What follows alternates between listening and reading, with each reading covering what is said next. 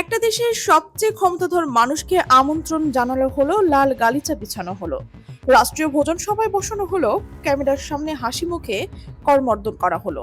আর ঠিক তার পরের মুহূর্তেই বন্ধ দরজার আড়ালে সেই আমন্ত্রিত অতিথির চোখের দিকে তাকিয়ে বলা হলো, সাবধান, একটু বেশি কথা বললে কিন্তু পরিণতি ভয়াবহ হবে।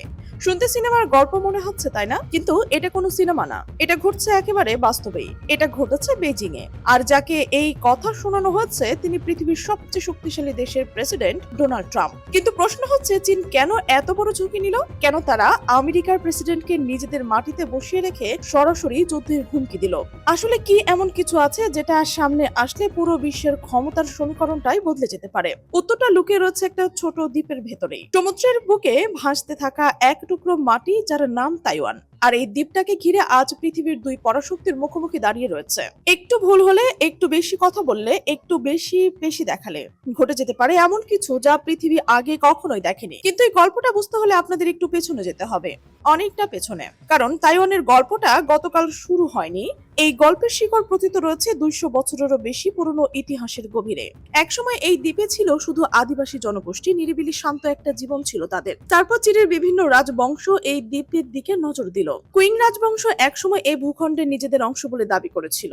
কিন্তু ইতিহাসের মোড় ঘুরে গেল 1895 সালে। সেবারের একটা যুদ্ধে চীন হেরে গেছে জাপানের কাছে, আর পরাজয়ের মূল্য হিসেবে তাইওয়ান চলে গেল জাপানের দখলে। পরবর্তীতে 50 বছর মানে 1945 সাল পর্যন্ত এই দ্বীপটা পুরোপুরি জাপানের নিয়ন্ত্রণে ছিল। এরপর দ্বিতীয় বিশ্বযুদ্ধে জাপান হেরে গেল, তাইওয়ান আবার ফিরে এলো চীনের কাছে। কিন্তু ঠিক সেই সময় চীনের ভেতরে শুরু হলো এক ভয়াবহ গৃহযুদ্ধ। একদিকে মাও সেতুং এর কমিউনিস্ট বাহিনী, অন্যদিকে চিয়াং কাই-শেকের জাতীয়তাবাদী দল। লড়াইটা ছিল ভয়ঙ্কর। আর যখন কমিউনিস্টরা জিতে গেল, তখন জাতীয়তাবাদী দলের লক্ষ লক্ষ সমর্থক পালিয়ে গেল কোথায়? সেই তাইওয়ানে। 1949 সালে, এই বছরটাই তাইওয়ানের ইতিহাসের সবচেয়ে বড় বাকবদল। সেদিন থেকে তাইওয়ান হয়ে গেল এক অন্য দেশ, অন্য পরিচয় আর অন্য স্বপ্নের ভূমি। এখন একটু ভেবে দেখুন, চীনের মূল ভূখণ্ড থেকে এই দ্বীপটার দূরত্ব মাত্র 130 কিলোমিটার। মাত্র 130 কিলোমিটার। এত কাছ থেকেও এই দ্বীপ আলাদা হয়ে গেল। আলাদা সরকার বসলো, আলাদা সংবিধান তৈরি হলো, গণতন্ত্র এলো, আর চীন শুধু তাকিয়ে তাকিয়ে দেখে থাকলো। এই যন্ত্রণাটাই আজকের দ্বন্দ্বের মূল কারণ। শি জিনপিং বর্তমান চীনের প্রেসিডেন্ট একটা কথা বারবার বলে আসছে। তার কথাগুলো যদি গভীরভাবে বিশ্লেষণ করা যায়, তাহলে বোঝা যায় এটি শুধু রাজনৈতিক বক্তব্য নয়, এটা একটা ব্যক্তিগত অবসেশন। তিনি বিশ্বাস করেন তাইওয়ানকে মূল ভূখণ্ডের সঙ্গে একীভূত করে তার জীবনের সবচেয়ে বড় দায়িত্ব এটা। শান্তিপূর্ণ উপায় হলে ভালো, না হলে সামরিক শক্তি প্রয়োগ করেও তিনি প্রস্তুত। এই ঘোষণাটা কিন্তু কোনো ফাঁকা বলি নয়। চীনের সামরিক মহড়া, তাইওয়ান প্রণালীতে যুদ্ধজাহাজ পাঠানো, যুদ্ধ বিমানের উড়াল, সবকিছুই বলছে যে চীন সত্যি সত্যি প্রস্তুত নিচ্ছে। সবকিছুই বলছে যে চীন সত্যি প্রস্তুতি নিচ্ছে। কিন্তু এবার গল্পে আসে আসল চমকপ্রদ মোড়। তাইওয়ানের ভেতরে কিন্তু সবাই এক কথা বলছে না। এই ছোট দ্বীপের মানুষগুলোর মধ্যে তিনটা সম্পূর্ণ আলাদা চিন্তাধারা কাজ করে। এক অংশ বলছে যা চলছে চলুক, কোনো পরিবর্তনের দরকার নেই, শান্তি বজায় থাকলেই যথেষ্ট। আর এক অংশ বলছে চীনের প্রতি সহানুভূতিশীল, তারা মনে করছে পূর্বপুরুষদের দেশের সঙ্গে আবার এক হওয়াটাই স্বাভাবিক। কিন্তু তৃতীয় একটা অংশ আছে যাদের সংখ্যা দিন দিন বাড়ছে, আর এই সবচেয়ে শক্তিশালী কণ্ঠস্বর তারাই। তারা চায় তাইওয়ান পূর্ণ স্বাধীন দেশ হিসেবে আন্তর্জাতিক স্বীকৃতি পাক। এরা নিজেদেরকে আর চীনা বলে পরিচয় দিতে রাজি নন। নতুন প্রজন্মের কাছে তাইওয়ান মানে একটা আলাদা পরিচয়, আলাদা সংস্কৃতি, আলাদা ভবিষ্যৎ। এই জায়গায় সবচেয়ে বিপজ্জনক, কারণ চীন যখন বলছে তাইওয়ানের মানুষ আমাদের সঙ্গে থাকতে চায়, ঠিক তখনই তাইওয়ানের রাস্তায় নতুন প্রজন্মের স্লোগান দিচ্ছে, আমরা তাইওয়ানি, চীনা না। এবার আসুন আসল রহস্যের কাছে। আমেরিকা কেন তাইওয়ানের ব্যাপারে এত আগ্রহী?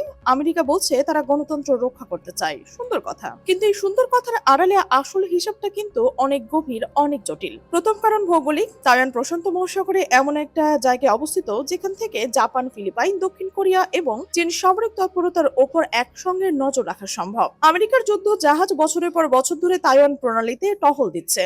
এই উপস্থিতি শুধু তাইওয়ানকে রক্ষা করছে না, এটা গোটা পশ্চিম প্রশান্ত মহাসাগরীয় অঞ্চলে আমেরিকার আধিপত্য ধরে রাখার চাবিকাঠি। কিন্তু এর চেয়েও বড় একটা ব্যাপার রয়েছে, যেটা জানলে আপনি চমকে উঠবেন। তাইওয়ানে একটা কোম্পানি রয়েছে যার নাম TSMC, Taiwan semiconductor manufacturing company. এই একটা কোম্পানি পৃথিবীর সবচেয়ে উন্নত মানের চিপ তৈরি করে। আপনি এই মুহূর্তে যে ফোনে ভিডিওটা দেখছেন, তার ভেতরে যে প্রসেসর কাজ করছে সেটার জন্ম হয়েছে সম্ভবত তাইওয়ানের কোনো ফ্যাক্টরিতেই। শুধু স্মার্টফোন না, আর্টিফিশিয়াল ইন্টেলিজেন্স, সামরিক প্রযুক্তি, স্যাটেলাইট সিস্টেম, মহাকাশ গবেষণা, সবকিছুর হৃৎপিণ্ডই হচ্ছে সেমিকন্ডাক্টর চিপ। আর সেই চিপের বাজারে তাইওয়ান হচ্ছে একচ্ছত্র সম্রাট। এখন একটু কল্পনা করুন, যদি এই দ্বীপটা চীনের হাতে চলে যায় তাহলে চীনের কি হবে? চীন রাতারাতি পৃথিবীর প্রযুক্তি খাতে নিয়ন্ত্রণ পেয়ে যাবে। আমেরিকা, জাপান, ইউরোপ, ভারত সবাই চিপের জন্য চীনের কাছে হাত পাততে বাধ্য।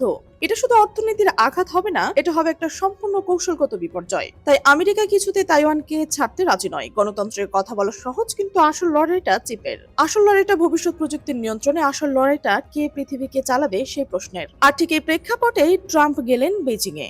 চীন আগে থেকে 4টা শর্ত দিয়ে রেখেছিল, এই বিষয়গুলো নিয়ে কোনো কথা হবে না।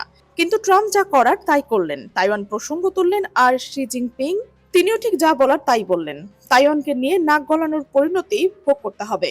দুই পরাশক্তির নেতা একই টেবিলে বসে একে অপরকে চোখে চোখ রেখে কার্যত যুদ্ধের হুমকি বিনিময় করছে। এখন পরিস্থিতি এমন একটা জায়গায় এসে দাঁড়িয়েছে যে একটু এদিক ওদিক হলেই সব ওলটপালট হয়ে যেতে পারে। যদি চীন সামরিক অভিযান চালায়, আমেরিকা কি সত্যি সরাসরি যুদ্ধে নামবে, নাকি ইউক্রেনের মতো শুধু অস্ত্র পাঠিয়ে দূর থেকে দেখবে? আর যদি সত্যি যুদ্ধ হয় তাহলে চিপ সাপ্লাই চেইন পুরোপুরি ভেঙে পড়বে, বিশ্বের শেয়ার বাজার তলানিতে গিয়ে ঠেকবে, প্রযুক্তি খাত এমন সংকটে পড়বে যা আমরা আগে কখনো দেখিনি। শুধু দুটো দেশে যুদ্ধ হবে না, পুরো পৃথিবী এর আগুনে পড়বে। আর এই পুরো খেলার মাঝখানে দাঁড়িয়ে রয়েছে তাইওয়ানের 2.5 কোটি সাধারণ মানুষ, যাদের কোনো দোষ নেই, যারা শুধু শান্তিতে বাঁচতে চায়। কিন্তু ভূরাজনৈতিক দাবার ছকে তারা হয়ে গেছে সবচেয়ে গুরুত্বপূর্ণ খুঁটি। এখন একটাই প্রশ্ন রয়ে যায়, আমেরিকা কি সত্যি তাইওয়ানের মানুষের কথা ভাবছে, নাকি তাদের আসল লক্ষ্য ওই চিপ ফ্যাক্টরি গুলো? চীন কি সত্যি পূর্বপুরুষদের ভিটেমাটি ফিরে পেতে চায়, নাকি তাদের আসল উদ্দেশ্য প্রশান্ত মহাসাগরের একচ্ছত্র কর্তৃত্ব প্রতিষ্ঠা করা? আর তাইওয়ান সেই ক্ষুদ্র দ্বীপটি কি পারবে দুই দৈত্যের মাঝখানে দাঁড়িয়ে নিজের অস্তিত্ব টিকে রাখতে? উত্তরটা কারো কাছে নেই, হয়তো সময় বলে দেবে। কিন্তু একটা কথা নিশ্চিত, পরবর্তী কয়েক বছরের মধ্যে তাইওয়ান ইস্যুতে যা ঘটবে তা আমাদের সবার জীবনকে প্রভাবিত করবে। আপনার হাতের কাছে ফোন থেকে শুরু করে আপনার দেশের অর্থনীতি পর্যন্ত সবকিছুই। আপনার কি মনে হয়, আসলে কে সঠিক, আমেরিকা, চীন, নাকি তাইওয়ানের সেই সাধারণ মানুষগুলো যারা শুধু নিজেদের মতো করে বাঁচতে চায়? আপনার উত্তরটা কমেন্ট বক্সে জানান। আর এই প্রশ্নের উত্তর হয়তো একদিন ইতিহাসে লেখা থাকবে, কিন্তু আজ সেটা লেখার সুযোগ আপনার হাতেই।